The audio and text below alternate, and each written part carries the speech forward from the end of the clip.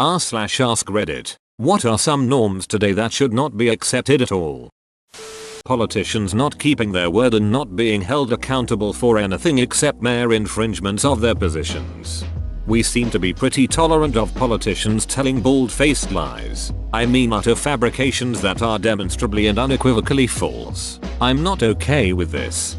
At the same time though, a lot of people interpret not being able to pass something in a collaborative environment as breaking promises. My mayor promises a lot of stuff and tries, but the board of aldermen are ultimately the ones who draft the laws. I don't blame the mayor or anybody for that. Clickbait. It's pretty much the tabloid of the internet. Also tabloids, slanted news sites that are secret propaganda, etc. Even conventional news sites are all in on clickbait. It's a ducking embarrassment. Doing stupid things and calling it a prank. Auschwitz was just a prank. Bro, the camera's right there. Just a social experiment. No need to try me for war crimes. And they say Germans don't have a sense of humor.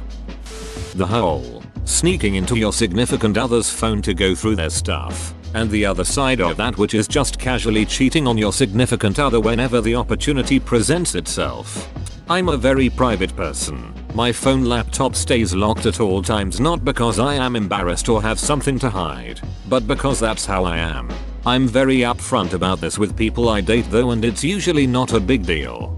I'm the same way. I work with kids though, so any nudes or messages between my girlfriend and me need to stay hidden cause they get a hold of my phone a lot. So I have a lock and fingerprinted on it. The amount of waste we make as a society. No one even bats an eye at the insane amount of trash they produce daily. If you do, you still get called a tree-hugging hippie. I've been working for a conservation organization for a couple months now, and our policy is pretty strictly leave no trace, which has really led me to re-examine my consumption habits, and consequently, those of society. It's impossible currently to produce no waste whatsoever, but it's not that difficult to cut down here and there, yet it's just not something that most people think about. I always admire the Japanese outlook on trash and recycling and composting. Streets in Japanese cities tends to be immaculate because there is a much stronger sense of community when it comes down to taking care of trash. Also, all burnable trash are appropriately filtered with non-burnable and recyclable trash, and they don't let you go off scot-free if you ignore these rules. You've seen the article about the large chain paper coffee cups, right? Surprisingly, most of our landfill waste is some sort of paper product. If you've never been to one, I'd say take a trip. It's amazing to see how they sort the trash. Yes, every bag gets opened, and the crazy stuff they find. Privacy basically doesn't exist anymore. It does, but no one chooses to have any because of social media. The illusion of sacrificing privacy may be more effective than seeming closed off. If you believe I put my whole life on social media, that's it. But I can get away with things I don't post because nobody's looking. They all think they've seen the whole picture. That's the new strategy. The rules of dating. Acting disinterested. Ghosting people. Not replying to messages on purpose to look cool. Commitment phobia. Acting so chill it hurts you. The list goes on and on. Who gave this manual to people that being a decent and honest human being who cares makes you a loser? I have been on dates where the men have ignored my texts, acted disinterested in person, blown off dates, only to tell me weeks later they actually really liked me and wanna be seriously committed. WTF. Modern dating is an exercise in who could care less Olympics. I have a few single friends who always complain about these things and then turn around and say that they don't understand how my boyfriend and I are so happy together because relationships are so restricting. At least I know what his intentions are. Everyone always says they want someone who will watch Netflix with them during rainstorms and make cookies with them at 3 AM, but the thing is, you need to work on and maintain relationships with people to get to that point. It isn't about ordering an instant date and then feeling weird and disappointed when they aren't your soulmate. The fact that teachers nowadays are afraid of losing their jobs because they told a set of parents that their child isn't perfect. I am a teacher and this is so true. It's incredibly sad that some parents can't accept the fact their child makes mistakes. I can't imagine what types of adults these kids will grow up to be. Ghosting. Though we didn't call it that when I was dating. If you've never been on a date with someone and just spoke on the phone a few times, then fine. Otherwise, if you've been out a few times, a few weeks, a few months, I mean come on. I know telling someone you don't want to see them anymore is an ugly conversation, but just do it and get it over with. Your only obligations is to be direct and act decent and polite. My policy is just be upfront. Hey, I don't think this is going to work. You can leave it at that or go more in depth, up to you. But it at least tells the other person you are not interested and allows them to move on. Now, if the person afterward becomes just awful, then block or stop responding. You can't control their reaction. Police sirens on radio commercials and in songs in general. We'll never know how many people get in wrecks every year by looking around to see where the siren is coming from. It's insane that the FCC has to censor every 4-letter word on the radio. But if you want to put a sound effect in your song that creates an actual traffic hazard, go ahead and have fun, kids. And the heart attacks of people smoking weed that hear sirens and gunshots in a song. Not cool. Whenever I send out a Facebook or online event invite, I get some number of yeses, mostly maybe yes, and some no-s. The yeses have perhaps a 50% chance of showing up. The maybes have a very low chance of showing. It makes it very hard to plan. I have a policy that my yes means I must go, and I have been to several parties where I was the only attendee. Especially frustrating when you spend lots of money on movie tickets or food or supplies that go to waste. Yes means maybe. Maybe means probably not. No answer means no. And no means duck you. That is a perfect explanation.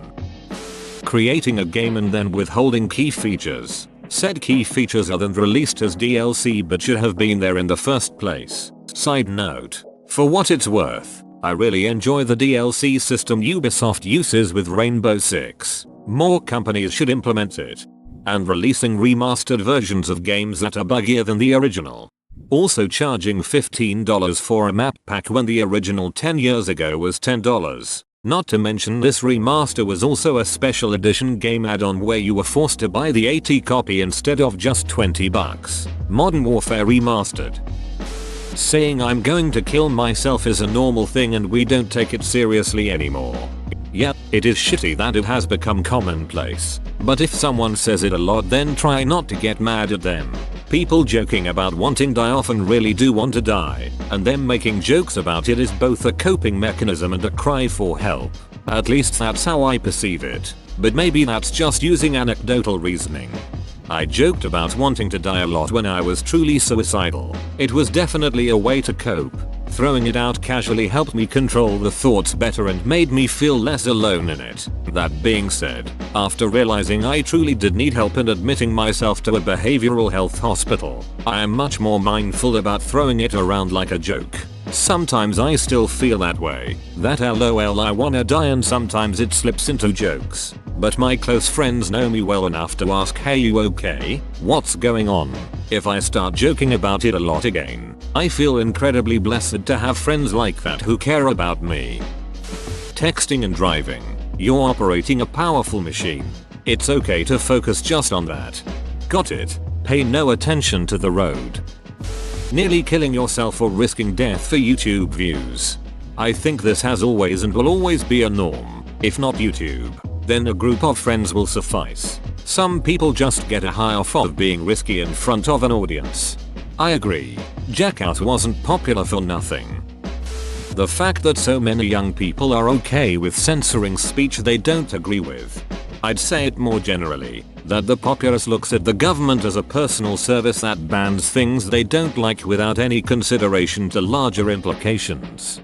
It constantly boggles my mind that people want to give the government more and more power when they've shown time and again to be incompetent and corrupt for at least the last few decades. Calling for the death of anyone you dislike. But my guillotine business was just taking off. I guess I'll have to cut all of my prices. Quit before you get ahead. Being fashionably late to things. No, it is not trendy. It tells me you're selfish jerk who does not value the time of others. If something has a set time, Like weddings or formal dinners, I make sure to be there at least 10 minutes earlier. However, to offer a different perspective, if it's informal like the 4th of July barbecue or something, I think it's polite to be 10-15 minutes late in case the host is running late. If I know someone cares about being on time, I will make the effort. However, I have been annoyed with perpetually early friends. One of them came over almost half an hour before the time they were invited to hang out with me, and I found it a bit irritating. Like, I invited you for that time as I'm in the middle of other things. They had to sit around the house while I wrapped things up, while being late dismisses other people's time. Being early can do the same thing. Self-diagnosis of mental disorders based off of romanticized, ignorant ideas of the illness. I actually have OCD, and the number of people talking about their OCD and how they can't stand when things are out of order, when the vast majority of people with this illness couldn't care less how organized things are and are too worried that if I move this book to the other shelf, their entire family will die, or the fact that the oils on their skin feels wrong and need to scrub off the skin to make it feel right again. This goes for so many other illnesses. I am just more knowledgeable of this one. Fellow OCD sufferer here. People alphabetize their CDs and are all at Twitter over how they're so OCD. No, OCD is when you spend hours counting something over and over and over, or getting up to check that the oven really is off for 4 hours. To non-OCD people reading this, we know it's totally illogical and we don't really want it, but our mind gets stuck in this mode that's hard to explain to someone who isn't obsessive compulsive. Believe me, it's a miserable condition. Being unable to speak out when you see someone doing something wrong. It's become socially unacceptable to make a person feel ashamed for their actions. This has been going on for years. People like to look the other way, afraid of the consequences of getting involved. Double standards? My cousin told me this, and it was pretty recent. He and his 2 friends were at the Rolling Loud concert in Miami, FL, and in front of them, there were 3 people, a guy, his girlfriend, and his friend. His friend leaves his seat and he holds it for him. Some drunk girl comes in, sits down, and the guy says, "I'm saving this seat for my friend. Do you mind going somewhere else?" The girl goes off on the dude and she stays in the seat. It escalates and she starts hitting him, and he is keeping his distance from her. His GF steps in, and at that point security comes in and tackles the dude. He was about to get kicked out of the concert, and my cousin and a few others were telling security it wasn't him.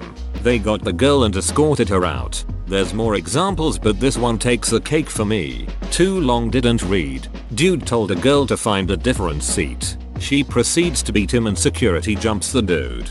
When I was younger, I went to a bar and was waiting for some friends. A bachelorette party rolled on in and was doing one of those scavenger hunt type deals, where apparently one of the items was a guy's underwear. I'm sure plenty of guys would have volunteered, but I was asked and said no. I laughed and joked because they seemed to just be having fun. But apparently no wasn't an acceptable answer. 4 girls tried to hold me down and take my pants off against my will. In public, a room full of people all stood and laughed, until I went duck this and threw them off me. Things then changed from funny to everyone booing and security telling me to leave, threatening to call the police. I told them to duck off and please do, which resulted in a fight between me and 3 of them and a collective cheer when they finally got me out the door. I'd put one of them down and done some damage on the other 2, who were trying to drag me around the back, no doubt to kick the shit out of me, when my friends arrived and they decided to just ban us all for life. I imagine that if me and my mates went into a pub and held a random unwilling girl down in order to steal her underwear, things would have gone quite differently. The boys will be boys argument. Everyone, regardless of anything, is held accountable for their actions unless some mental disability. Being socially awkward is considered cool or common. I don't remember where I heard it, but when my parents were growing up, being awkward was just considered you were a shy person. I think we are dehumanizing as a whole by constantly labeling ourselves. Being actually socially awkward isn't cool. From what I've seen, people who call themselves socially awkward are usually using self-deprecating humor or being modest or talking through an insecurity. And I feel like people maybe say it more often because it's becoming more acceptable to talk about your insecurities. I'm curious what you have in mind when you say that it's considered cool or common. College students here in America viewing blacking out from alcohol consumption as some sort of badge of honor. Yep, that behavior was around 30 plus years ago too. Trust me, I had too many college-age acquaintances back then who blacked out on a regular basis. Thankfully a few grew out of it. The weird dating rules. I don't even know them all because thank God I met my husband before these kids got all crazy. But the idea of how often you have to text, when to put out, what you're not supposed to do or say, OMG. Just have a conversation and decide if you get along and wanna make hoopy or not. Unequivocally accepting authority's testimony or not being allowed to question authority. People acting purely on emotions. I see grown people throwing tantrums, screaming and accusing everyone else for all of their problems, not accepting fault, weaseling out of any situation, and bragging about how smart they are. If a person wants to call themselves smart, they have to be able to act bigger than their emotions. Whoa, you made it to the end? You're a ducking beast. I'll cut you a deal. Smash like and subscribe for more curated content, bruh. It's free and that's a great price.